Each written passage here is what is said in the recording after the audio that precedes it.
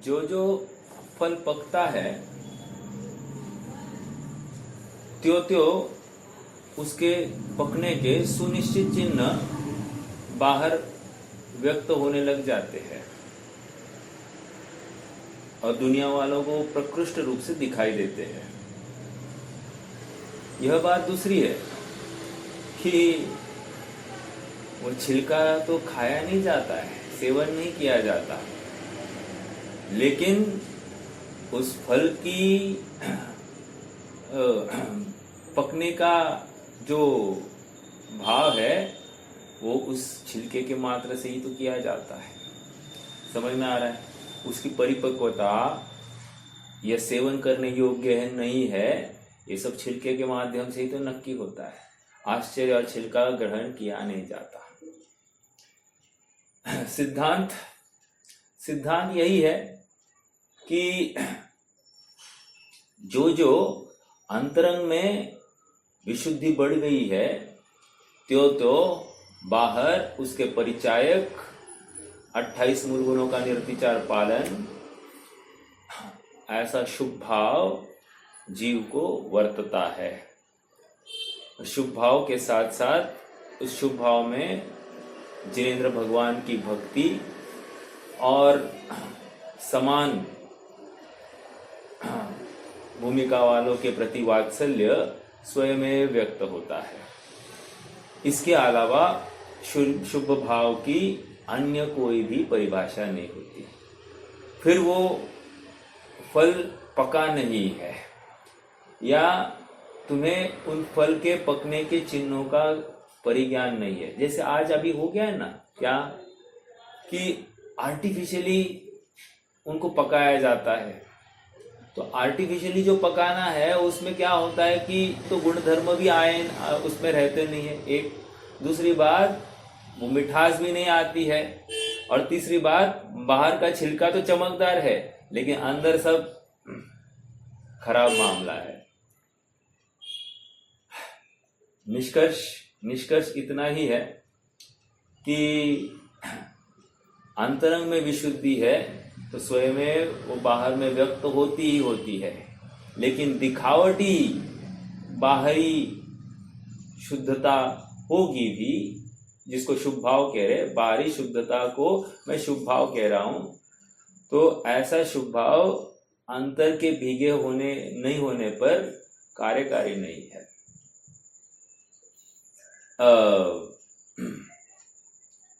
एक उदाहरण आया था व्यंजनावग्रह और अर्थावग्रह में अंतर देने के लिए। व्यंजनावग्रह किसको कहते हैं? कहते व्यंजनावग्रह मात्र आंख और मन इनके माध्यम से ही होता है, अन्य 4 इंद्रियों से नहीं होता। क्यों नहीं होता? क्योंकि ये अप्राप्यकारी मतलब उसको विषय को प्राप्त करने की जरूरत नहीं है, डायरेक्टली जहां पर है वहीं से विषय को ग्रहण कर लेता है, इसलिए व्यंजनावग्रह के माध्यम से होती है। मैं ये क्यों कह रहा था? बात इसलिए कह रहा था, उदाहरण क्यों दिया मैंने? ठीक है, मैं भूल गया, हो सकता है सिद्धांत भूल गया।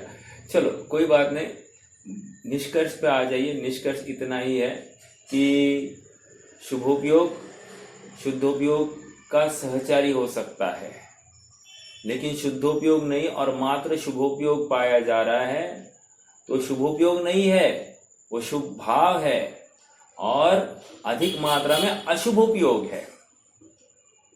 समझ में आ रहा है क्या? अधिक मात्रा में अशुभ उपयोग है। इसका मतलब इस जीव के आर्त ध्यान रौद्र ध्यान निरंतर वर्तते हैं, और जो 6वें गुणस्थान वर्ती जीव है इसके कदाचित वो आर्त ध्यान वर्तता है, रौद्र ध्यान की तो बात ही नहीं है। रौद्र ध्यान तो 5वें गुणस्थान में ही चला गया। समझ में आ रहा है? ठीक है।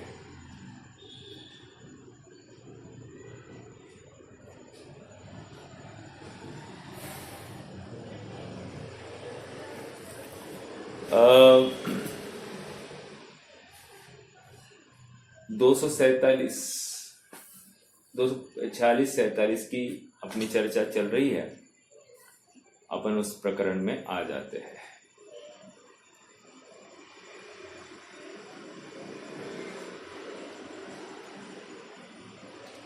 पेज नंबर है 175, 175। अर्हन्तादिषु भक्ति वच्छलदापवयणाभिज्योतिषु विज्जति जदि सामण्ये सा सुहजुक्ता भवेचर्या वन्दन्नमं सणेहिम् अभ्युत्थानानुगमनपरिवर्ती समणेषु समावणो न निन्दिता रागचर्यमी। उस रागचर्या की निंदा नहीं की जा सकती। कब? जब शुद्धोपयोग की भावना लेकर हो या शुद्धोपयोग के पश्चात प्रकट हुआ हो, ऐसे राग को हम निंदा नहीं करते। एक महत्वपूर्ण शब्द आया था कल यहाँ पर, 176 पेज पर आ जाइए। चलो फास्ट पढ़ लेते हैं अपन अमृतचंद्र स्वामी के वक्तव्य को, तो उसमें फिर से वो आ जाएगी। ये भाषा बहुत समृद्ध है, इसलिए भाषा को पढ़ते समय ना उसको ब्रेक कर करके पढ़ना, तो उसके भाव या उसके अंत को हम पकड़ पाएंगे। देखो, सकल संग के संन्यास रूप सामान्य होने पर भी, सकल संग का संन्यास मतलब अंतरंग और बहिरंग परिग्रह का त्याग, संन्यास, ठीक है। संन्यास होने पर भी, ऐसा होने पर भी क्या हुआ? कषायांश के आवेश में। अब हमारा कषायांश और उनका कषायांश क्या है? क्या कंपैरिजन है? हमारे कषायांश की और उनके कषायांश की क्या कंपैरिजन है? क्या हो ही नहीं सकती। जिसको हम कषायांश, नहीं मैंने मात्र इतना किया, मैंने कुछ बुरा भाव किया ही नहीं, इतने मात्र को हम कषायांश समझ बैठते हैं। अब इनका कषायांश किस जाति का है? इनका कषायांश कह रहे हैं कि अपने से ऊंची भूमिका वालों की भक्ति और अपने समान भूमिका वालों के प्रति वात्सल्य, ये कषायांश के वश ये कार्य होते दिखाई देते हैं। समझ में आ रहा है क्या?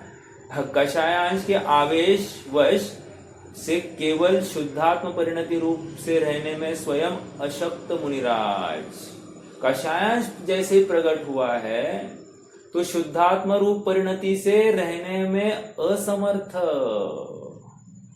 ऐसे मुनिराज। अशक्त शब्द क्या है यहाँ पर? अशक्त मुनिराज। अशक्त मतलब कमजोर हुआ है मुनिराज। अब अशक्त मतलब यहाँ पर जीव के पुरुषार्थ की कमी, समझ में आ रहा है क्या? जीव के पुरुषार्थ की कमी, इसको अशक्त कह रहे हैं। अर्थात क्या, किसकी डिफाइन कर रहे हैं? शुद्धात्मा में रहने के लिए असमर्थ हुआ जीव, ठीक है। निरंतर प्रतिज्ञा किसके लिए है? शुद्धात्मा को ध्यान की। अब क्या कह रहे हैं? शुद्धात्मा में रहने में असमर्थ हुआ जीव। क्यों?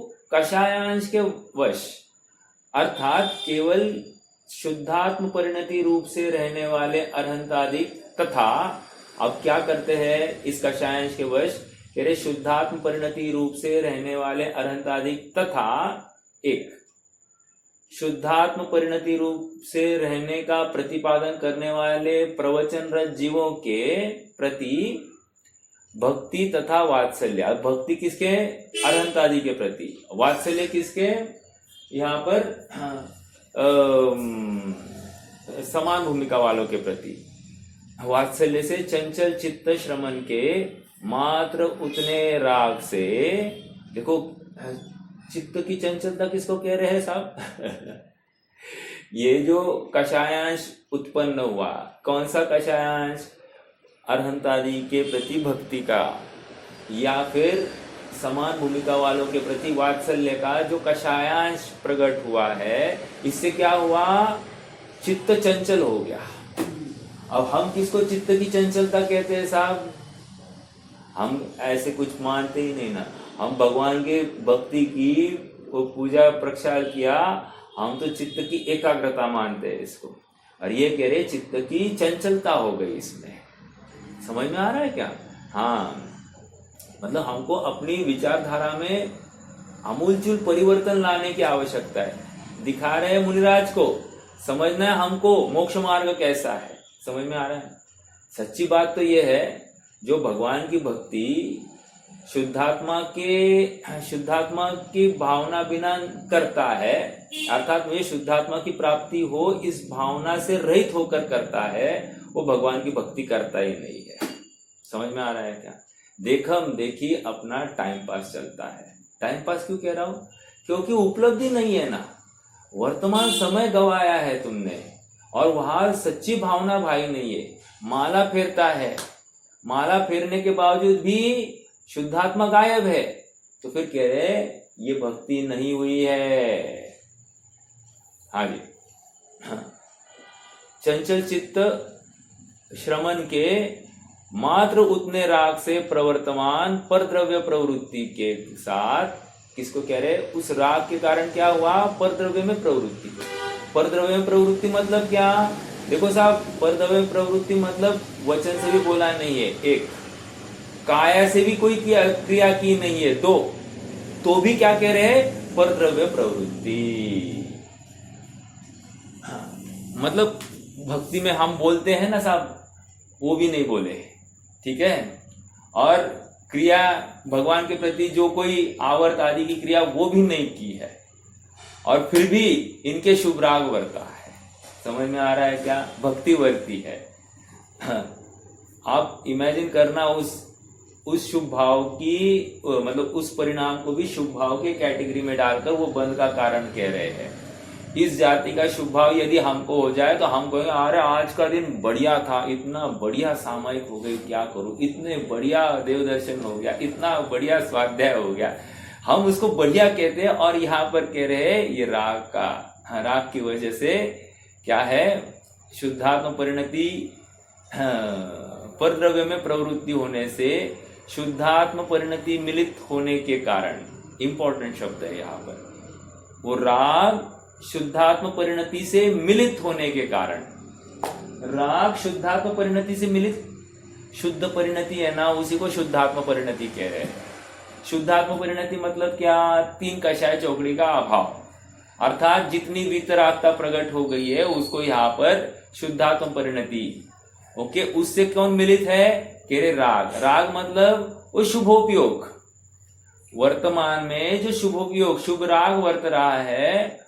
अर्थात चारित्र के दो अंश किए थे ना, एक अंश था शुद्ध परिणति और दूसरा अंश था उपयोग वाला, और इस उपयोग में या तो शुभोपयोग होगा या तो शुद्धोपयोग होगा। अब शुद्धोपयोग नहीं है तो क्या है? यहाँ पर शुभोपयोग है। कह रहे ये जो शुभोपयोग है इसको राग कह रहे हैं। किसके साथ है? ये शुद्धात्म परिणति के साथ में है, लेकिन वो परद्रव्य में प्रवृत्ति है। एक धारा वर्त रही है शुद्धात्म परिणति वाली, जिसको हम वीतरागता कह रहे हैं। इस वीतरागता के बल पर इनको यथा योग्य आश्रय नहीं हो रहा है, अर्थात 55 प्रकृतियों का आश्रय नहीं हो रहा है। छठवें गुणस्थान में ना, और सातवें में आ जाएंगे तो 61 प्रकृतियों का आश्रय रुक जाएगा। कह रहे ये जो हुआ है वो शुद्धात्म परिणति में डिफरेंस दिखाने के लिए, मतलब शुद्धोपयोग और शुभोपयोग में अंतर कितना है। देखो और एक बात आपको बताओ, जैसे चौथे गुणस्थान में शुभ राग भी हो जाए या शुद्धोपयोग भी हो जाए, इसके 41 प्रकृतियों का ही आश्रय रुक गया है, ठीक है।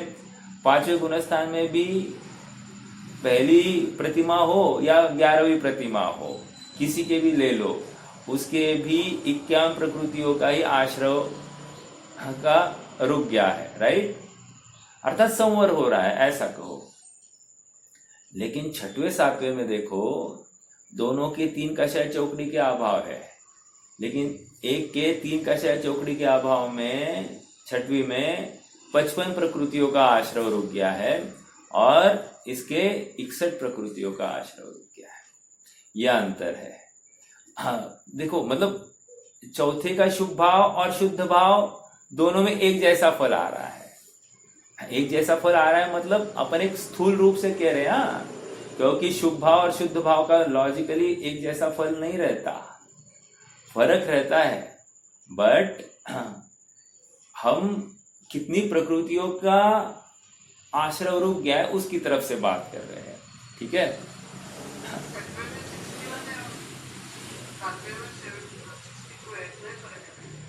इतना ही फर्क है क्या? ओके, ठीक है, एक का फर्क ले लीजिए। मैं 55 ले रहा था ना, तो ठीक है 55 ले रहा था मैं, फिर 61 62 ले लीजिए, कोई प्रॉब्लम नहीं।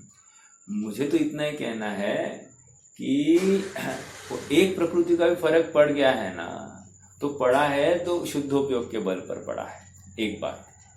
और एक बात समझना, चौथे गुणस्थान के पांचवें गुणस्थान में जब भी भूमिका ऊपर चलेगी ना तो शुद्धोपयोग के बल पर चलेगी, शुभोपयोग के बल पर नहीं चलती है। भूमिका ऊपर चलती ही नहीं है। मान लो चौथे गुणस्थान से पांचवें गुणस्थान में जाना है जीव को, तो नियम से उसको शुद्धोपयोग करना पड़ेगा, द्विकरण करना ही पड़ेगा, उसके बिना उसकी भूमिका ऊपर नहीं जाएगी।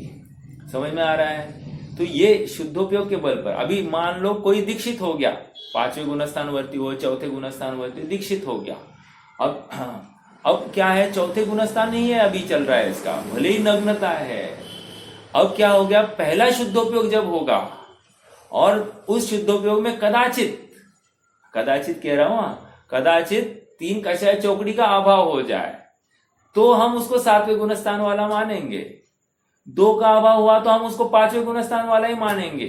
समझ में आ रहा है क्या? और अभाव ही नहीं हुआ तो चौथे गुणस्थान वाला ही मानेंगे, ठीक है। फिर शुद्धोपयोग हुआ ही नहीं ना, लॉजिकली शुद्धोपयोग हुआ है वो चौथे गुणस्थान के लायक ही हुआ है।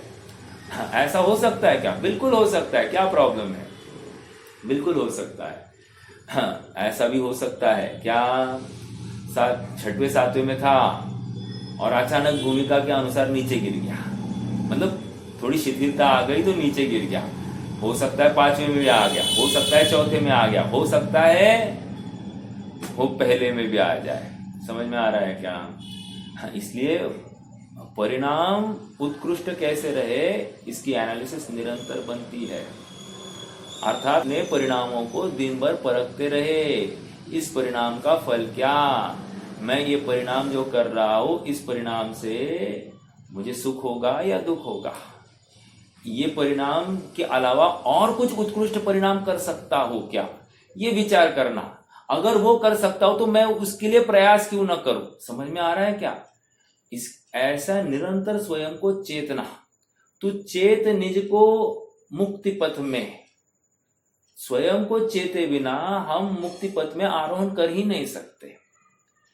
आत्मा को दूर रखकर हम जितनी भी क्रियाएं कर रहे हैं, सो कॉल्ड शुभ क्रियाएं, वे अकार्यकारी है, क्योंकि सारी उद्यम का प्रयोजन शुद्धात्मा से सुख प्राप्त करने का था और उस सुख से मैं वंचित हो रहा हूं और उन क्रियाओं में ही संतुष्ट हो गया हो।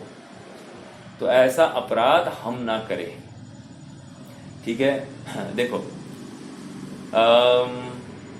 तो मुझे ये पॉइंट दिखाना था कि शुद्धात्म परिणति से मिलित राग, शुद्धात्म परिणति मतलब शुद्ध परिणति, शुद्ध परिणति मतलब 3 कषाय चौकड़ी के अभाव में प्रकट हुई वीतरागता। ये तो निरंतर वर्तती है, निरंतर वर्तती है, लेकिन वो शुभोपयोग या शुभोपयोग या शुद्धोपयोग के बल पर वो परिणति चेंज होती रहती, मतलब वो परिणाम चेंज होते रहता है। ये बात है, ठीक है। इससे हाँ बोलिए। चतुर्थ गुणस्थान में अगर दूरी है, हाँ, शुद्धोपयोग और 7वें गुणस्थान के शुद्धोपयोग में क्या फर्क हो सकता है? हाँ, देखो, मूल बात तो केवल ज्ञान गोचर प्रकरण है, एक बात, क्योंकि मैं और आप तो ढूंढ नहीं सकते। हाँ मुकेश भाई, 1 मिनट रुकना। हाँ, मैं और आप तो देख नहीं सकते, पहली बात, ये तो हम शास्त्रों के माध्यम से ही नक्की करेंगे। एक दूसरी बात, फर्क इतना ही है कि दोनों की स्थिरता में भिन्नता होगी, स्थूल बात कही। हाँ, और सूक्ष्म बात यह है कि इसकी 3 कषाय चौकड़ी के अभाव हो गया और उसके 1 कषाय चौकड़ी का अभाव है। अब आप ही विचार करना कि 3 कषाय चौकड़ी के अभाव में जो निर्भरता है और 1 कषाय चौकड़ी के अभाव में जो निर्भरता है वो कितना फर्क होगा, बहुत बड़ा फर्क होगा। अर्थात इसको अभी भी अप्रत्याख्यान प्रत्याख्यान कषाय संबंधी कर्ता भाव वर्तता है। कर्ता भाव कह रहा हूं मैं, अर्थात उस जाति की कषाय इसकी अभी भी विद्यमान है। हाँ, और छठवें सातवें के ऐसा कर्ता भाव, छठवें के ऐसा कर्ता भाव या वो उस जाति का कषाय नहीं वर्तेगा, वो उस शरीर को अपना मानेगा ही नहीं। समझ में आ रहा है क्या? और ये अभी भी किसी मात्रा में शरीर को अपना मान रहा है, उस शरीर की क्रियाओं में थोड़ा सा ज्यादा जागरूक है, ऐसा कहो, कोई प्रॉब्लम नहीं है। ठीक है, तो चौथे गुणस्थान वाला और छठवें गुणस्थान वाले में यह अंतर तो किया जा सकता है। ठीक है, आप यदि पूछो कि साहब ये पकड़ में आता है क्या, नहीं पकड़ में आएगा। क्यों नहीं पकड़ में आएगा? अरे जब पहले गुणस्थान में मिथ्या दृष्टि का पकड़ में नहीं आ सकता उसका मिथ्यात्व, तो चौथे गुणस्थान वाला कैसे पकड़ में आएगा? नहीं पकड़ में आ सकता। हाँ, अगर पकड़ में आ गया तो इतनी स्थूल क्रिया, इतनी स्थूल झूठ, मतलब स्थूल पाप अगर उनके हो रहा है तो फिर वो चौथे में भी नहीं होंगे। फिर अगर किसी के नजर में ही पकड़ में आ रहा है तो फिर वो चौथे में भी नहीं होगा। ठीक है, हाँ जी।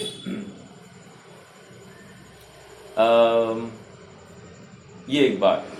दूसरी बात यहां पर मुझे एक हाईलाइट करनी, चलो आगे पढ़ते हैं, उसमें तो हो जाएगी बात। अभी 247 गाथा की चर्चा आएगी। ये पैराग्राफ में 247 गाथा की चर्चा है। शुभोपयोगियों के शुद्धात्मा के अनुराग युक्त चरित्र होता है। क्या कहा? नोट दिस पॉइंट, फिर से महत्वपूर्ण पॉइंट है, ये एक मार्गदर्शक है। इस पॉइंट को आप छोड़ दो तो फिर कुछ विषय नहीं रहा। और इतना सॉरी मुकेश भाई, कोई प्रश्न था क्या? आपने हाथ ऊपर किया था, मैं पूछना भूल गया। हाँ भैया, हाँ बोलिए। हाँ, इसमें चतुर्थ गुणस्थान में समझो 75% शुभोपयोग है और 25% समझो शुद्धोपयोग है, जो कि छठवें सातवें में उल्टा होगा। 75% शुद्धोपयोग होगा और 25% योग होगा। यदि 25% शुभोपयोग से उनको हाँ, कई सालों की बनेगी, और जो 75% शुभोपयोग करके चौथे गुणस्थान वाला जो आयु ऐसा होगा तो उसको कम आयु वाली बनेगी। हाँ आपने आयु बोलकर ना थोड़ी सी गलती कर दी। हाँ, क्योंकि आयु के बंध का लॉजिक अलग है। आयु मंद कषाय में ज्यादा बनती है और तीव्र कषाय में कम बनती है, ये है लॉजिक। और वो प्रशस्त प्रकृतियों संबंधी, देखो आयु, देवायु, मनुष्य आयु और तिर्यंच आयु, इनको प्रशस्त प्रकृतियां कहा गया है और नरक आयु को ही अप्रशस्त प्रकृति कहा है। तो इन तीन संबंधी मंद कषाय में ज्यादा स्थिति बनती है आयु की। हाँ, आप दूसरे कर्मों को लगाएंगे तो फिर अपन उसका अलग से उपाभोग करेंगे, लेकिन आयु की बात है तो आयु में मंद कषाय में ज्यादा आयु बनती है। ठीक है, हाँ, नरक के लिए मंद कषाय में आयु की स्थिति कम हो जाती है, ये एक बात और समझना। उसका संसार में रहने का काम बढ़ता नहीं है क्या? आयु बल ज्यादा हो गया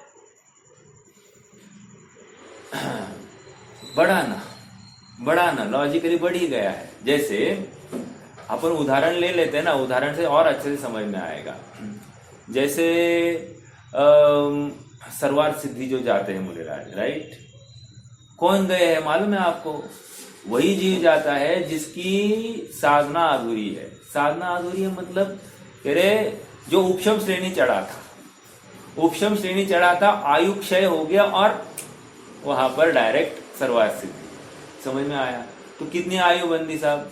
33 सागर की आयु बंदी होगी ना। मतलब ये अब मान लो दूसरे कोई मुनिराज थे, वो 6वें 7वें में थे, वहां पर आयु पूर्ण हो गई और उन्होंने मान लो 16 स्वर्ग की ही आयु बांध दी, 16वें स्वर्ग की, तो कितनी हो गई? 22 सागर की ही हो गई। तो ऐसा तो फर्क पड़ा है ना। हाँ, इस न्याय से अधिक स्थिति वहां पर बंदी है।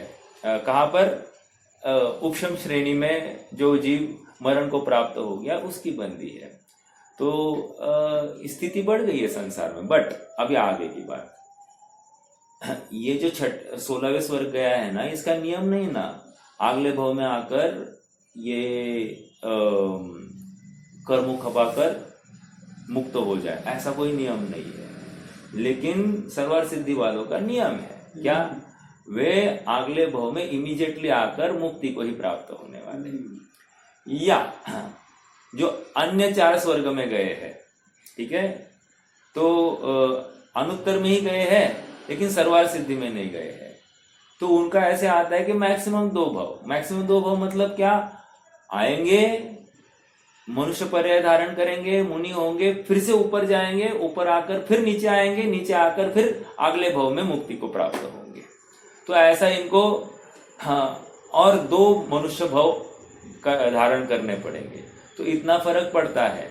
बट ये 16वें स्वर्ग वालों का ऐसा कोई नियम नहीं है। हाँ, उसमें कुछ देव है क्या जो एक भवावतारी, जैसे सौधर्म है, या जैसे शची इंद्राणी का जीव है, जैसे लोकांतिक देव है। हाँ, तो इनका नियम है क्या? ये जाने वाले हैं, एक भव में ही ये जाने वाले हैं। इवन ये जो 16 स्वर्ग में जो इंद्र होते हैं, तो जितने दक्षिणेंद्र है ना, दक्षिणेंद्र का नियम है कि ये तो जाने ही वाले हैं, अगले भव में मनुष्य भव धारण करेंगे, पुरुष पर्याय धारण करेंगे, उसी पर्याय से वो मुक्ति को प्राप्त होंगे। तो ये नियम है। इसका मतलब क्या? वो नियम है इसलिए ये पुरुषार्थ करेंगे ऐसा नहीं लेना। जीव स्वयं उस जाति का मुक्त होने योग्य पुरुषार्थ करता है तो मुक्त हो जाता है। तो रही बात आपके प्रश्न की कि अपन ऐसा अरिथमेटिकली तो दिख रहा है कि भाई इनका काल संसार में ज्यादा है, इनका काल संसार में कम है, ये दिखा है। मतलब संसार मतलब अगले भव की अपेक्षा अपन कह रहे हैं कि ये कम समय के लिए देव हुआ, ये ज्यादा समय के लिए देव हुआ, तो इसकी वजह से थोड़ा सा फर्क पड़ता है। तो पड़ भी सकता है, कोई विरोध नहीं है। जैसे एक उदाहरण याद आ गया, पार्श्वनाथ का जीव और महावीर का जीव।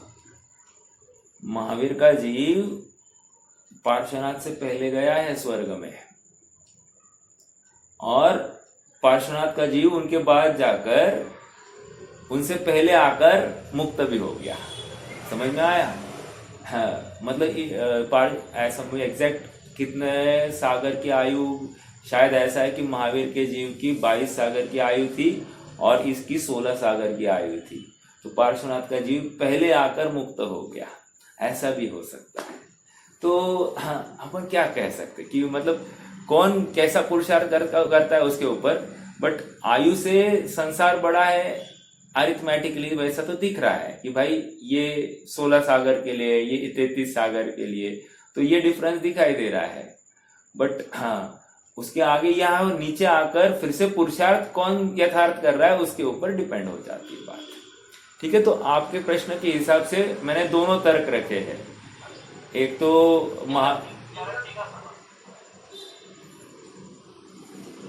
क्या कहा भैया?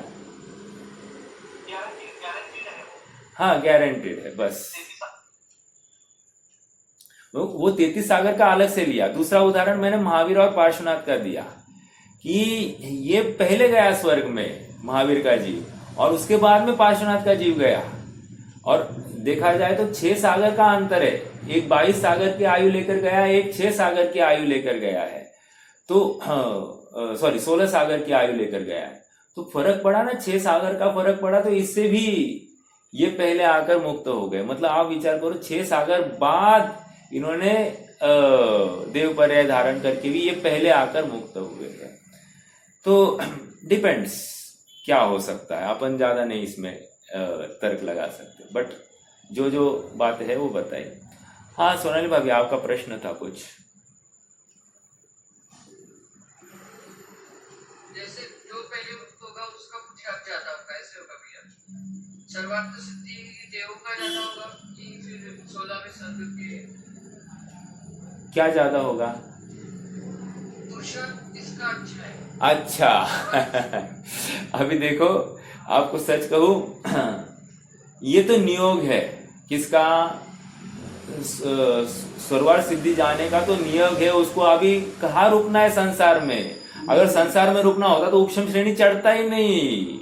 और ऐसा सोच सोच के थोड़ी चढ़ता है ये, मैं अभी उपशम श्रेणी करता हूँ फिर थोड़ी देर बाद शपथ श्रेणी, ऐसा नहीं है। वो तो आत्मा में लीन होने का पुरुषार्थ कर गया। अब मुक्त होने योग्य पुरुषार्थ जो होना चाहिए सो नहीं हुआ, इतनी सी बात है। तो आप जो उस अपेक्षा कह रहे हो कि इसका पुरुषार्थ जल्दी जाने की अपेक्षा इसका जल्दी पुरुषार्थ हुआ है, तो वैसे सही, कोई प्रॉब्लम नहीं है। हाँ लेकिन और एक बात, ये तो बुद्धिपूर्वक पुरुषार्थ की बात है। एक बार केवल ज्ञान हो गया तो केवल ज्ञान होने के बाद में पुरुषार्थ कुछ नहीं रहा। जैसे अभी सिमंदर भगवान वहां पर है, ऐसा आता है कि अपने मुनि सूरत भगवान थे, उस समय से वे वहां पर विराजमान है। और कब तक विराजमान रहेंगे? अभी अगली 24 में जब कृष्ण का जीव, निर्मल कुमार नाम का जीव है, वो जब तीर्थंकर होंगे तब तक वे वहां पर विराजमान होंगे।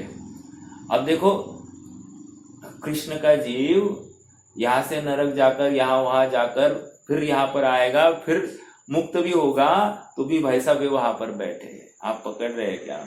तो ऐसा भी हो सकता है मतलब अब किसका पुरुषार्थ हम ज्यादा माने तो उसमें अपने को समझने के लिए मैं आपको दोनों उदाहरण दे रहा हूं। कहो तो पुरुषार्थ, कहो तो अब यहाँ पर 13वें गुणस्थान में प्राप्त जीव का अब पुरुषार्थ बचा ही नहीं ना कुछ। अब वो तो आयु के हिसाब से उसको वहां पर रहना ही रहना है, ऐसा भी है। तो जब तक, इसलिए कहा कि जब तक छद्मस्थ अवस्था में तब तक ही पुरुषार्थ लगा सकते हैं, उसके आगे नहीं लगा सकते। ठीक है?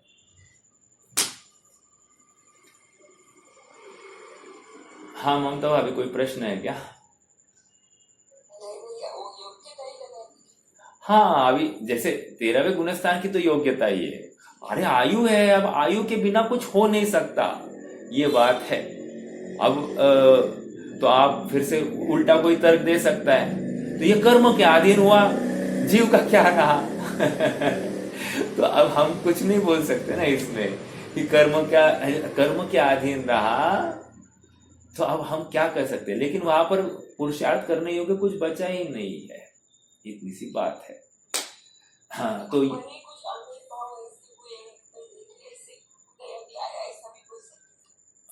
हाँ ले लीजिए ना वैसा ही वो, बट कर्म के अधीन कहने में थोड़ी सी मतलब वो पराधीनता भाषित होती है, इसलिए वो नहीं कहा है, आचार्यों ने भी नहीं कहा है कि भाई ये कर्म के अधीन है। बट हाँ सहज ऐसा नियोग है कि इनका मुक्ति या होनहार या काल लब्धि जिस समय मुक्त होने की वो समय नक्की है, तो उस द्रव्य का उस काल में ही उस जाति का परिणाम पाया जाएगा। इसके अलावा अपन कुछ नहीं कह सकते, क्रमबद्धता के अनुसार ही कार्य होता है। यहाँ पर हमको क्रमबद्धता लगानी है, याद रखना। वो जो स्वच्छंदता के लिए क्रमबद्धता लगाना ये गलत, लेकिन यहाँ पर होने योग्य कार्य उसी समय में होगा, आगे पीछे नहीं होगा, ऐसी क्रमबद्धता है, ये हमको लगाते आना। इसी को आप योग्यता कह रहे थे, ठीक है, कोई प्रॉब्लम नहीं, सही बात है।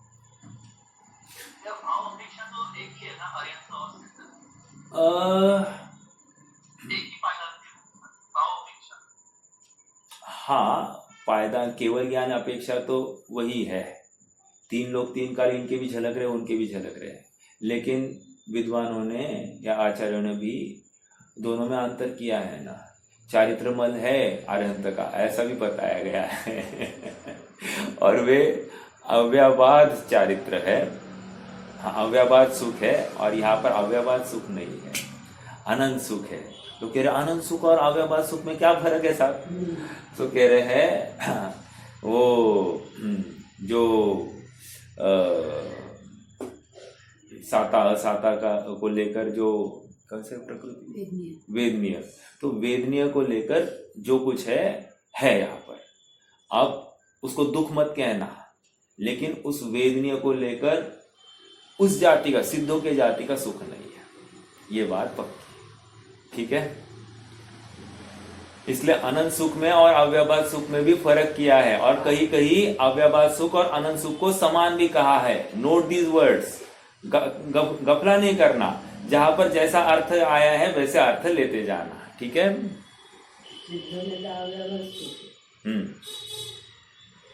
और सिद्धों को कभी कभी अनंत सुखी भी कहा जाता है, और अरहंतों को अनंत सुखी ही कहा जाता है। तो हमको इसमें शंका नहीं करनी कौन सी सही है, तो दोनों सही है। बट जब अपने को अंतर करना ही है, ये नक्की हुआ, तो अंतर क्या है साहब? ये है अघाती कर्म इनके पाया जा रहा है, और वो भी मल है, और ये मल की वजह से इनको सिद्धों जैसा तो वो ये नहीं कहा जा सकता।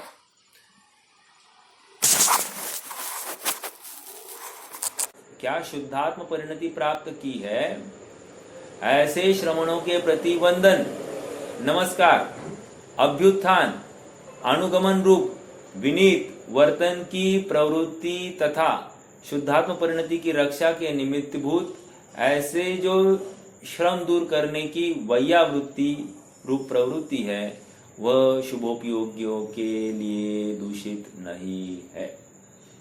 ये 247वीं गाथा। चलो आगे बढ़ने से पहले और एक बिंदु, प्रवचन रथ का अर्थ जयसेन स्वामी ने किया है।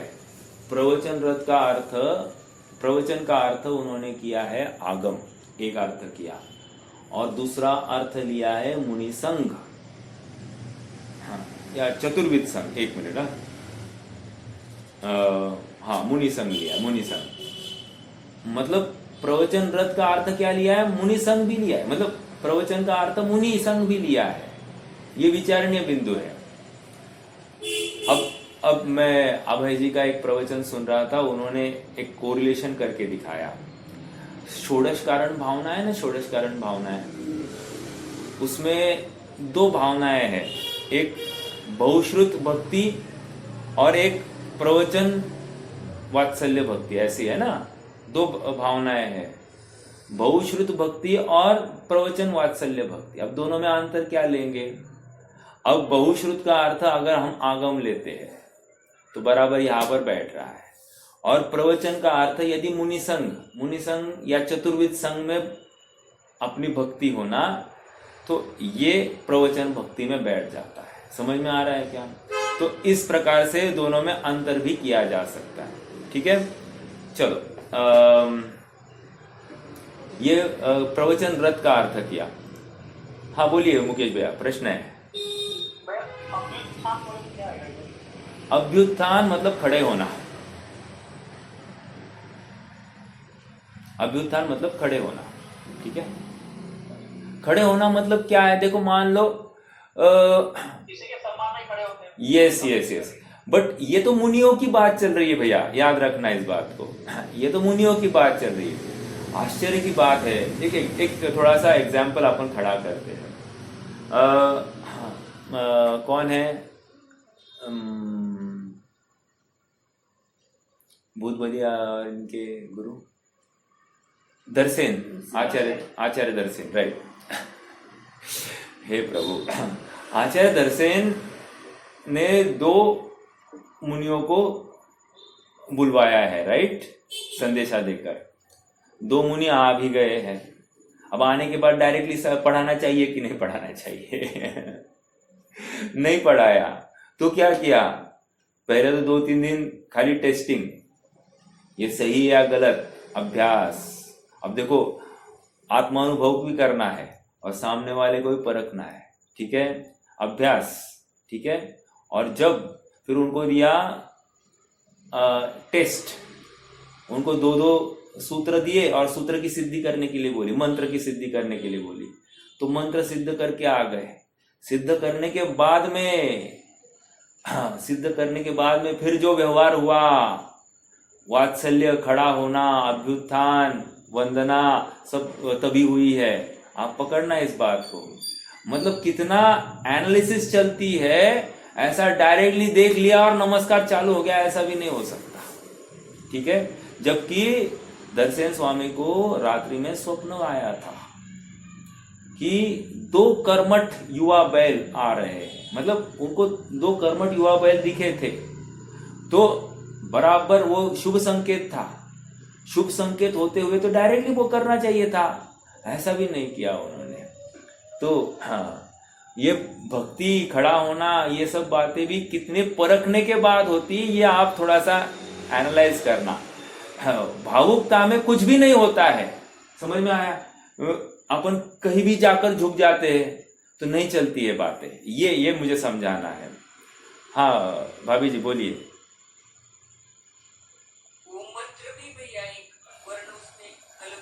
राइट, वो सिद्धि की ना उन्होंने, यस, उन्होंने अपनी तरफ से की, विनय किया, हमने उल्लंघन किया आपकी आज्ञा का, और हमने अपनी तरफ से इसको फिर से रिपेयर करके इसको सिद्ध किया है। तो इतना बोलने का भी क्षमा, उसके लिए भी क्षमा मांगी है। वाह, अपन कहेंगे इसको क्या क्षमा मांगनी है, तुमने गलत किया, मैंने ठीक किया, इसको तो मुझे शाबाश की, मैं कितने एकदम गर्व से कहूंगा ना, मैंने अलग करके आया। लेकिन कितनी सरलता, कितनी मृदुता, मतलब इसमें से हम अपने परिणामों को, मतलब मुनि तुल्य जो परिणाम होते हैं, उस कैटेगरी की, उस लेवल के परिणामों को हम आके, राइट। और ये आकर हम क्या करें भाई, हमको भी इतनी सहिष्णुता, इतना विनय, इतना धैर्य हमको भी धारण करना है। समझ में आ रहा है क्या। अगर हमारे हित की कोई बात होगी तो हमको उसके सुनने में हमको हिचकिचाहट नहीं होनी चाहिए। ये मेरे हित की ही बात है, चाहे मुझे अच्छी नहीं लग रही हो।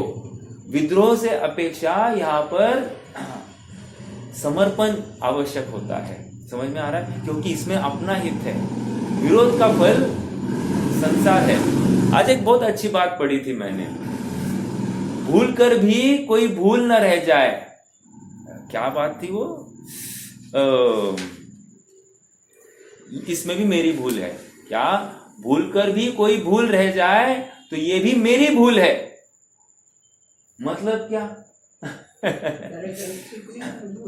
गलती से भी भूल अगर रह गई तो ये मुझे ज्ञान का गेन नहीं बनी, तो वो भी ज्ञान का गेन नहीं बन रही है, तो ये इसमें मेरी ही कमी है।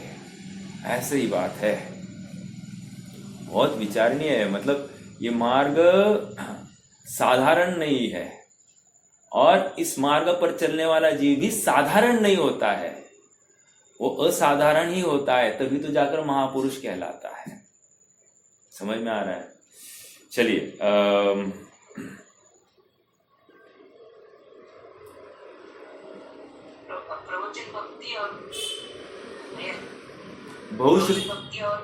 बहुश्रुति वात्सल्य, बहुश्रुति, हाँ, तो बहुश्रुति को हमने लिया आगम में, बहुश्रुति, श्रुत मतलब आगम, राइट।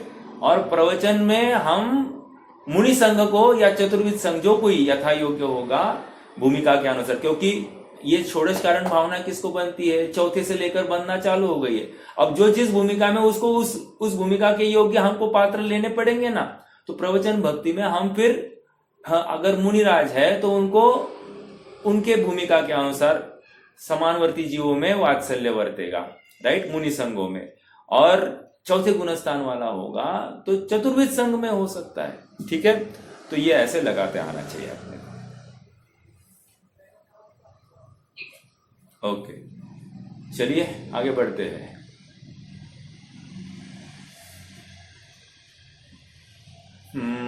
इसलिए जिन्होंने शुद्धात्म परिणति प्राप्त की है, सेकेंड पैराग्राफ का सेकेंड लाइन, प्राप्त की है ऐसे श्रमणों के प्रति जो वंदना, नमस्कार, अभ्युत्थान, अनुगमन रूप, अनुगमन मतलब उनके पीछे पीछे चलना, अनुकरण करना, ऐसे भी चलेगा, बहुत अच्छा।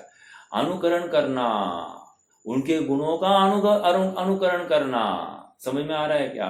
वो कैसे इतने दृढ़ रह पाते हैं, तो हमको भी रखना है अपने दृढ़ता ऐसी। ठीक है, तो अनुगमन रूप विनीत वर्तन की प्रवृत्ति। अब विनीत विनय भी होना चाहिए। हाँ, विनय नाम का मिथ्यात्व है, विनय नाम का तप भी है। हाँ, तो यहां पर ये तप में लिया गया है, अर्थात इतनी सरलता इतनी मृदुता होगी तब जाकर विनय होगा। सरलता नहीं होगी तो ये मृदुता भी नहीं संभव। ठीक है, चलो, तो विनीत वर्तन की प्रवृत्ति तथा शुद्धात्म परिणति की रक्षा की निमित्तभूत ऐसी जो श्रम दूर करने की वैयावृत्ति रूप प्रवृत्ति। अब देखो, इंपॉर्टेंट पॉइंट है यहां पर नोट करना, शुद्धात्म परिणति की रक्षा, कंडीशन शुद्धात्म परिणति की रक्षा के लिए क्या किया, उसमें निमित्तभूत क्या, उनका श्रम दूर करना। श्रम दूर करना और श्रम दूर करने के लिए वैयावृत्ति। अब देखो, विचारणीय बिंदु है, वैयावृत्ति के स्टैंड हम क्या मान बैठे साहब, धमाधम मर्दन करना काम हो गया, वैयावृत्ति हो गई। अरे भाई साहब, आप समझो तो, पढ़ो तो सही कुछ तो। बिना पढ़े आप कहीं सुनते रहोगे, नहीं चलेगा। इसलिए ये शास्त्र अभ्यास अत्यंत आवश्यक है और इसके भावों को पकड़ते आना चाहिए। कभी कभी ऐसा होता है, इतने सच्चे शास्त्र अपने सामने खड़े हुए हैं, शास्त्र सुनने के बावजूद भी हमारी कषाय टस से मस हिलती नहीं है।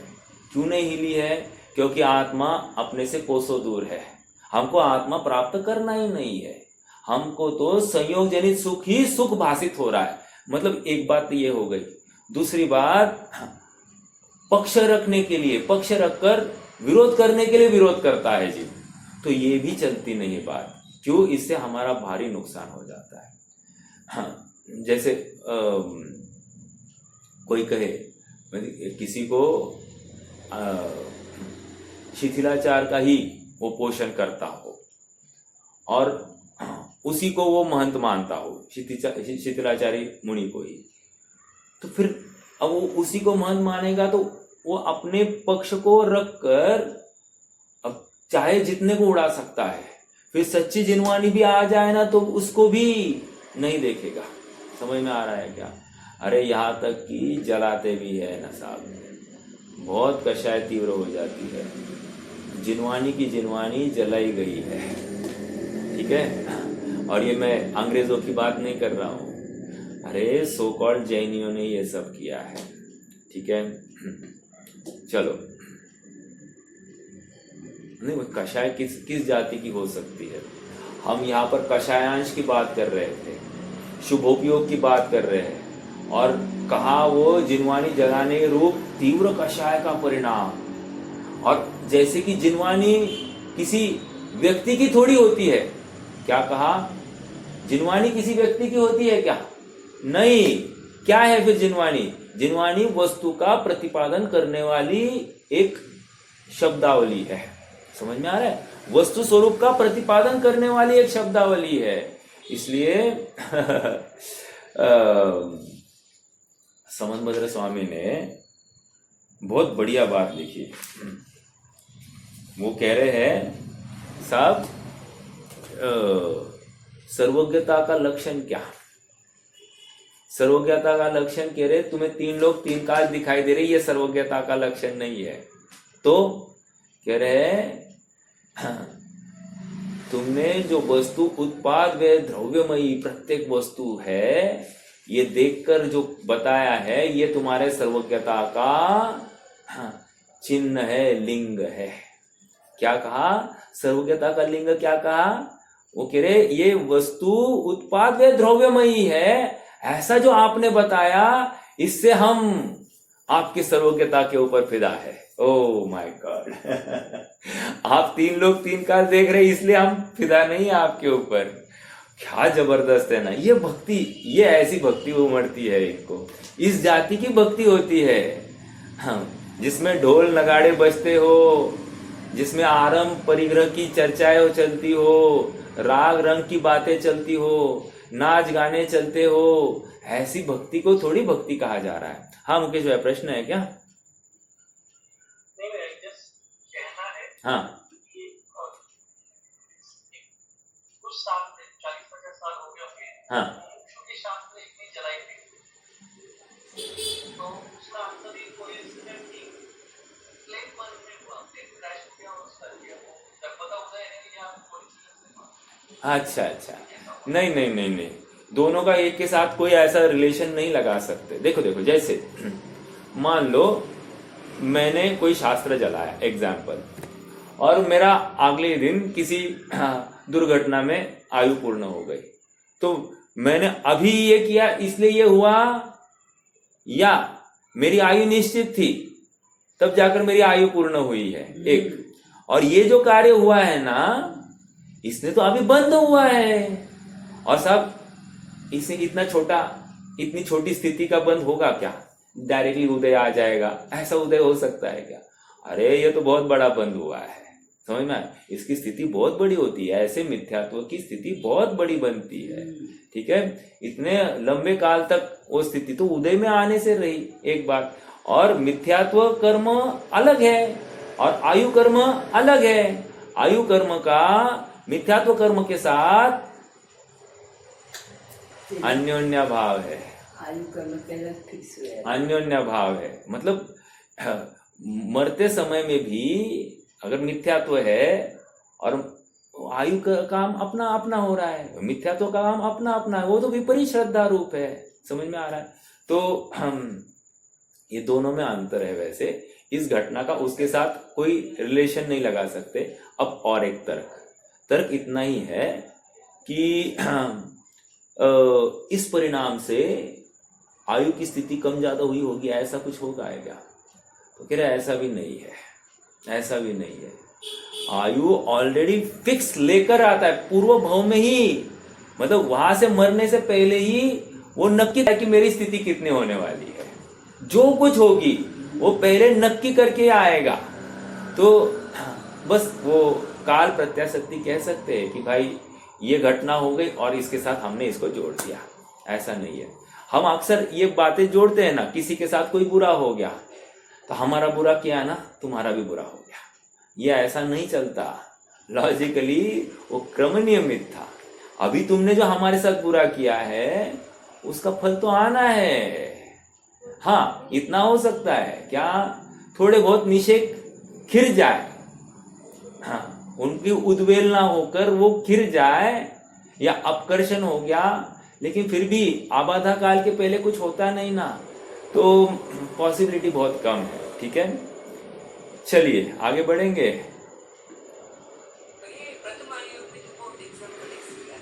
हाँ, देखो देखो देखो, प्रथमान योग, और कुछ और पूरा कहना है क्या आपको उसके साथ में? नहीं, वो एग्जांपल ऐसे वो उसका सिंहासन चला गया राजा। हाँ हाँ हाँ हाँ, तो ये जोड़ना पड़ता है।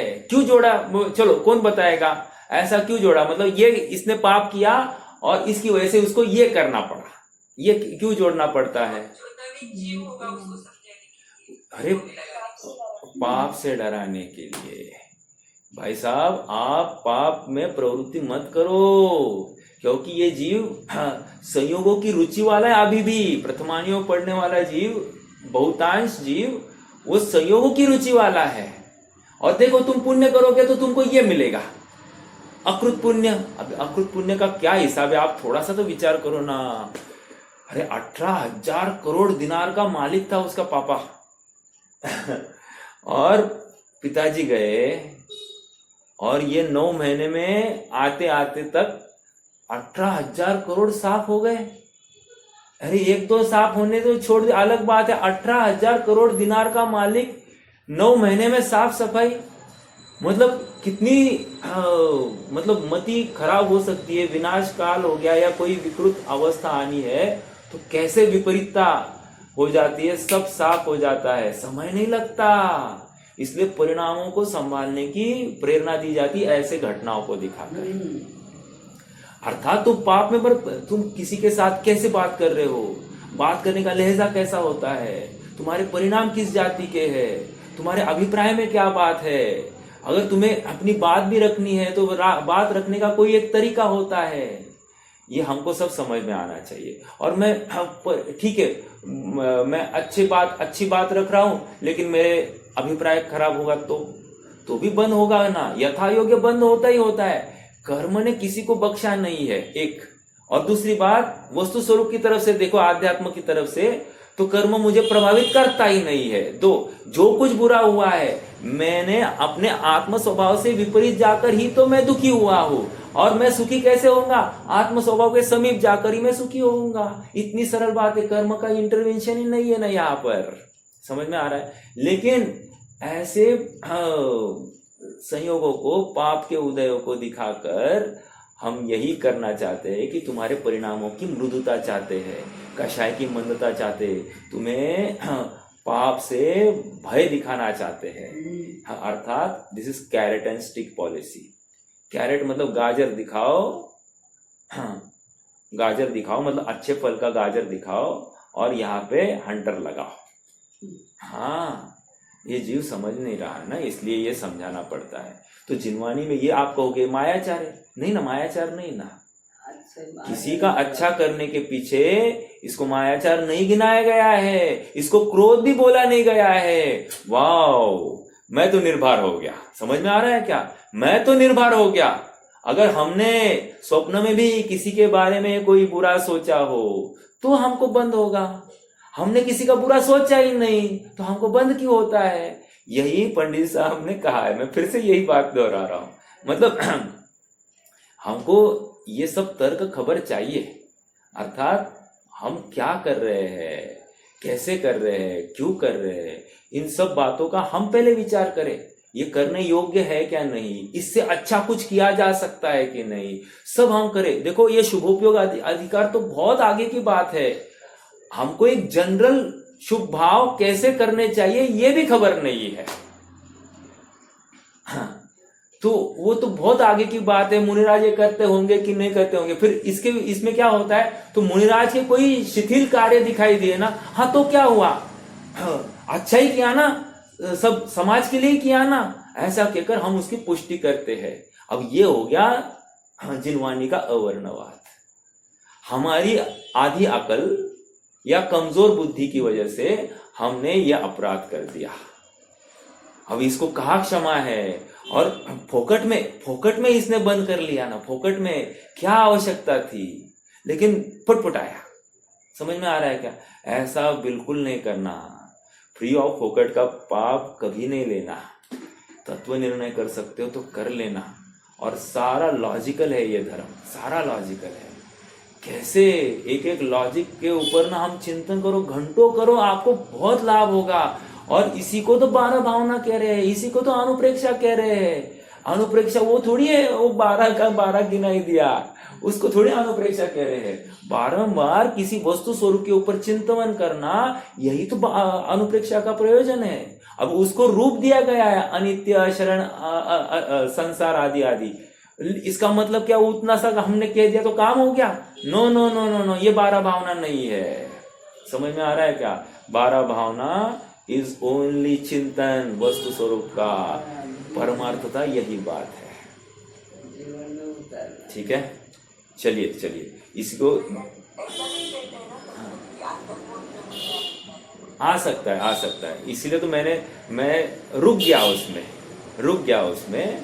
वो अंतर्मुहूर्त में आने की क्या प्रायोरिटी है, प्रोबेबिलिटी है, वो देखनी पड़ेगी। क्योंकि आबाधा के पहले नहीं आ सकती, तो ये किसके आ सकती है, वो भी एक विचारणीय बिंदु है। तो ये कदाचित ज्ञानियों के आ सकती है, ऐसा अपने लगा सकते हैं। मुझे ये देखना पड़ेगा, मैं पूरा श्योर नहीं हूँ। तो फिर भी मुझे लगता है कि ज्ञानियों की आ सकती, क्योंकि वो स्थिति भी अंत कोड़ा कोड़ी की बांधते हैं, और उसकी भी वो अपने विशुद्ध परिणामों के बल पर वो उनकी स्थिति को भी घट कर सकते हैं, ऐसा उनका तो है। ठीक है,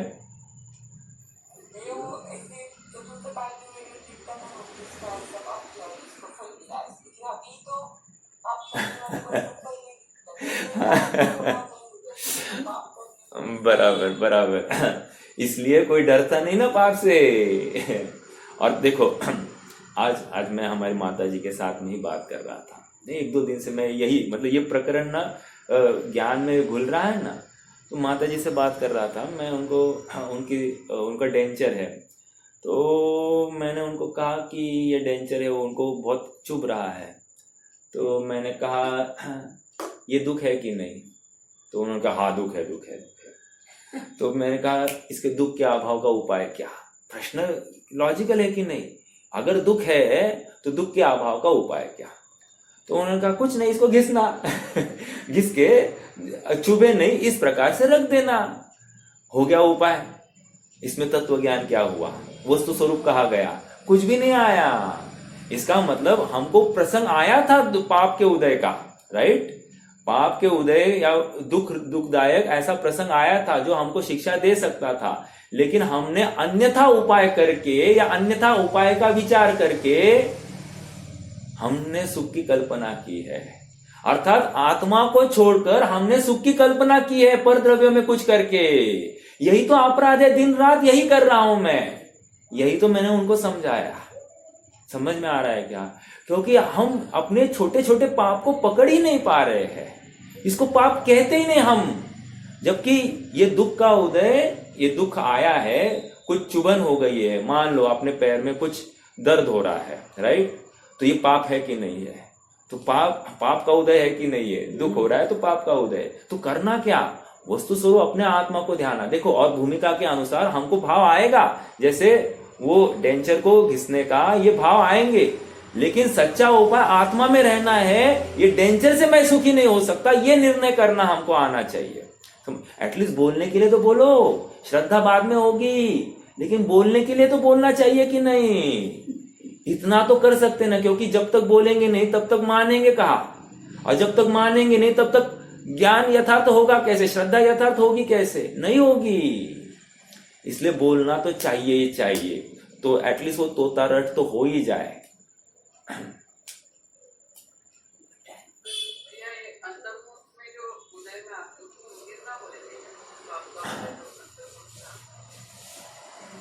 उदीरना इज समथिंग डिफरेंट। बताओ आपको, 1-2 मिनट लगेंगे। हाँ देखो, जैसे हमको नींद का ना निरंतर उदय हो रहा है, ठीक है? और जब हम मतलब अभी भी मैं बोल रहा हूं ना, इस समय मेरी निद्रा नामक नाम कर्म का उदय, नाम कर्म मतलब दर्शनावरण कर्म का उदय चल रहा है, ठीक है? उदय चालू है अभी।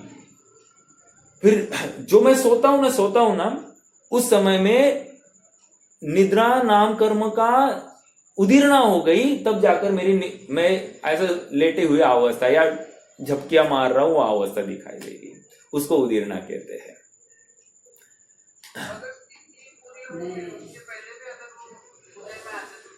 अपकर्षण कहते हैं ना भाभी जी, उसको अपकर्षण कहते हैं, या उद्वेलना कहेंगे शायद। अभी वो शब्द मुझे अभी काफी दिन हो गए, लेकिन अपकर्षण एक शब्द तो है ही।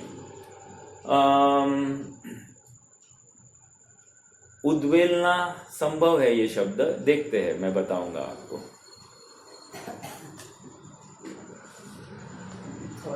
किसी अपेक्षा से इसको संक्रमण भी कहते हैं।